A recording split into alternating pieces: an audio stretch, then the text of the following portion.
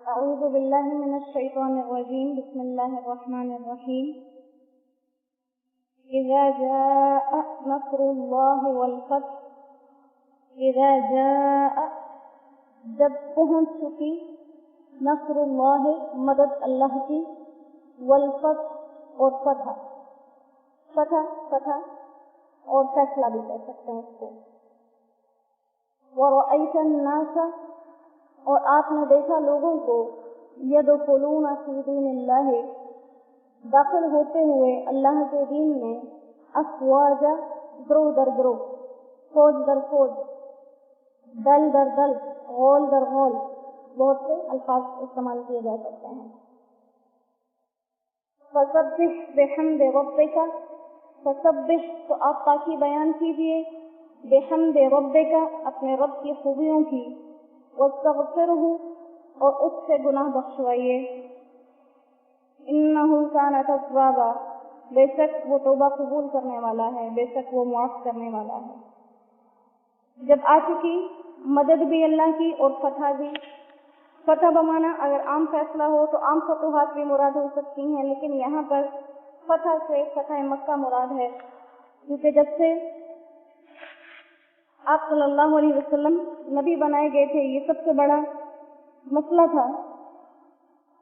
کہ مکہ معظمہ مسلمانوں کے ہاتھوں فتح ہو جائے کیونکہ جتنے بھی عرب کے قبیلے تھے تمام لوگوں کی نظریں اسی مقدس گھر پہ تھی کیونکہ ہم بار بار یہ بات سنتے ہیں دیکھتے ہیں پڑھتے ہیں قرآن پاک کے اندر تفسیروں کے اندر کہ عرب کے جو لوگ تھے وہ باوجود مشرک ہونے کے خانہ کعبہ کی بہت زیادہ تعظیم کیا کرتے تھے اور اسی طرح سے دور دور سے وہ زیارتوں کے لیے آیا کرتے تھے تو ہر انسان کو معلوم تھا کہ جو اس خانہ کعبہ کے اوپر قبضہ کیے ہوئے ہوگا وہ ہر طرف معزز سمجھا جائے گا اور آپ صلی اللہ علیہ وسلم کی یہ دلی خواہش تھی کہ چونکہ مسلمان ہی اس کے اصل حقدار ہیں ایک مسلمان ہی اللہ کے گھر کا حقدار ہو سکتا ہے کیونکہ قرآن پاک کے اندر اللہ سبحانہ و تعالیٰ نے فرما دیا انما یعمر مساجد اللہ من آمن باللہ اللہ کے گھروں کو وہ لوگ آباد کرتے ہیں جو اللہ پر ایمان رکھتے ہیں تو ایک انسان کافر ہے اور اللہ کے گھر کا متولی ہے تو یہ بات جائز نہیں آپ صلی اللہ علیہ وسلم کی خواہش تھی اللہ نے آپ کو مکہ مکرمہ فتح کر کے دیا تو جب فتح کر کے دے دیا آپ صلی اللہ علیہ وسلم کی نبوت کے آخری ادوار کی بات ہے تو اللہ سبحانہ و تعالیٰ نے آپ کو اشارتاً بتایا کہ جب مدد بھی آ چکی ہے فتح بھی ہو چکی ہے اور آپ دیکھ رہے ہیں کہ لوگ گروہ در گروہ داخل ہو رہے ہیں قبیلے کے قبیلے اسلام میں داخل ہو رہے ہیں آپ نے جب شروع میں اعلان نبوت کیا لوگ چھپ چھپ کر ڈر ڈر کر اسلام قبول کر کے اپنے اسلام کو چھپا چھپا کر رہتے تھے مکہ مکرمہ فتح ہوا تو لوگ جو اسلام قبول کیے ہوئے اپنے دلوں میں بیٹھے تھے وہ کھل کر اعلان کرنے لگے پورے قبیلے آپ کے پاس آنے لگے اس کلمہ کو پڑھنے کے لیے تو اللہ نے بتایا کہ جب آپ یہ سب اپنی آنکھوں سے دیکھ چکے ہیں تو اب آپ کی نبوت سے جو مقصد تھا وہ مقصد گویا کہ مکمل ہو گیا اور جب مقصد مکمل ہو گیا تو دنیا میں آپ کے رہنے کا اب کوئی فائدہ نہیں ہے آپ جس کام کے لیے بھیجے گئے تھے وہ کام اللہ نے آپ کے ذریعے مکمل کروا دیا آپ کی نبوت کا جو مقصد تھا وہ مقصد جاری ہو چکا ہے اب یہ جاری ہو چکا کام لہذا یہ چلتا رہے گا قیامت تک اور آپ کی واپس اللہ کی طرف روانگی ہے تو اللہ نے بتایا کہ فسبح بحمد ربک آپ اپنی زندگی میں تو ویسے بھی اللہ کی بہت پاکی بیان کرتے ہیں لیکن اس کے ساتھ کبھی جنگیں ہوتی تھی کبھی غزوات ہوتے تھے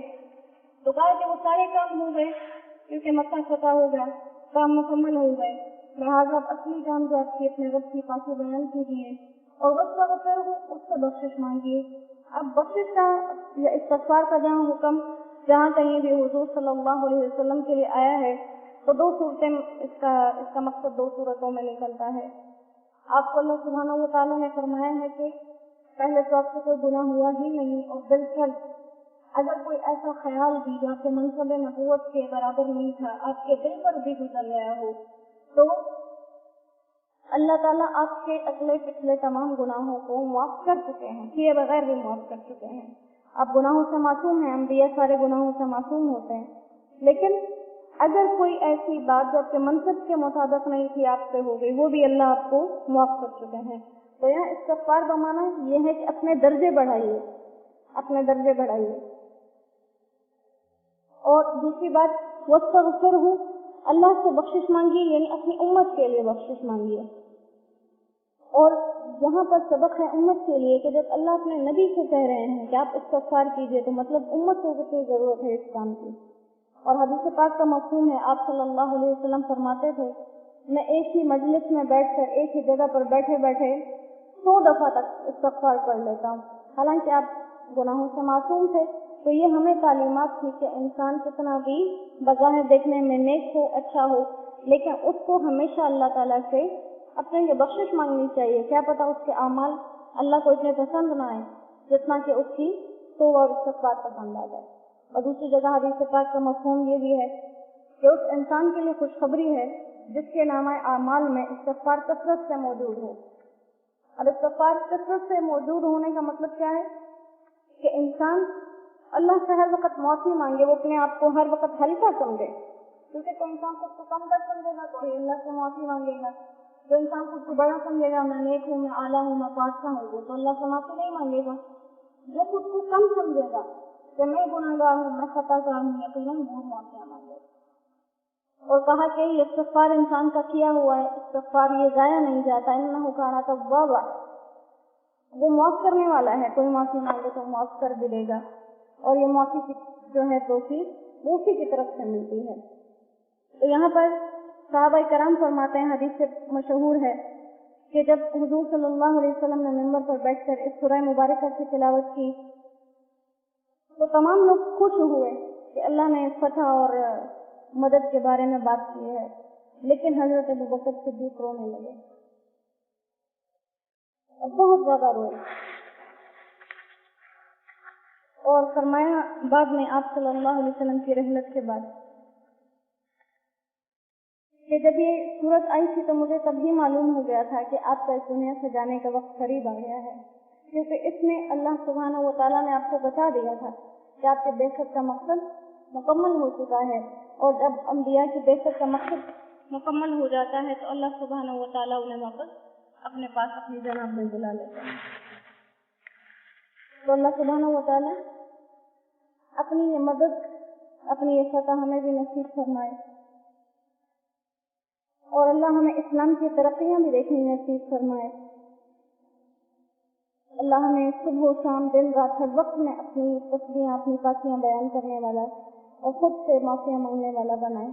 और वो हमारी उस तौबा को, उस इस्तग़फ़ार को, हमारी उन नदामतों को अल्लाह कबूल फरमा ले। और बिला सुबह वो जब हमें किसी भी वक्त में अपने सामने बिठाता है, वो जब हमें अपनी जुबान से हमारी जुबान से जब वो अपने नाम निकलवाता है, वो इसीलिए निकलवाता है, ये मेरे बंदे हैं, ये मेरे आजिज़ गुनहगार बंदे हैं, ये मुझे याद करें ताकि मैंने बख्श दे। अल्लाह सुब्हानहू व तआला हमारे साथ आसानियों वाले, नरमी वाले मामले फरमाए, और सूरह मुबारक को अल्लाह हमारे दिल में मोहब्बतों के साथ जो है वो इसकी जड़ें हमारे अंदर मजबूत कर दे। ये मुख्तसर सूरतें हैं, इंशाअल्लाह अमूमन तो ये याद ही होती हैं, लेकिन जिन लोगों को नहीं याद वो कोशिश करें कि ये सूरतें याद करें और नमाजों के अंदर इनको पढ़ें। यानी एक कुल हुवल्लाहु अहद जो हमने याद की हुई है, सूरह इखलास याद की हुई है, वो हर नमाज के अंदर, हर रकअत के अंदर दोहराए जा रहे हैं। ये नमाज का हक नहीं है, तो लिहाजा ये मुख्तसर सूरतें हैं, इनको याद करके और हम इनको अपनी नमाजों में पढ़ने वाले बन जाएं। अल्लाह हमें इसकी तौफीक नसीब फरमा दे, अल्लाह हमें इसकी समझ नसीब फरमा दे, और अपनी पाक और बड़ी बारगाह में अल्लाह से अपनी जात और शान के मुताबिक कबूल फरमा ले। वाखिरु दाअवाना अनिल हम्दुलिल्लाहि रब्बिल आलमीन। अस्सलामु अलैकुम व रहमतुल्लाहि व बरकातुहू।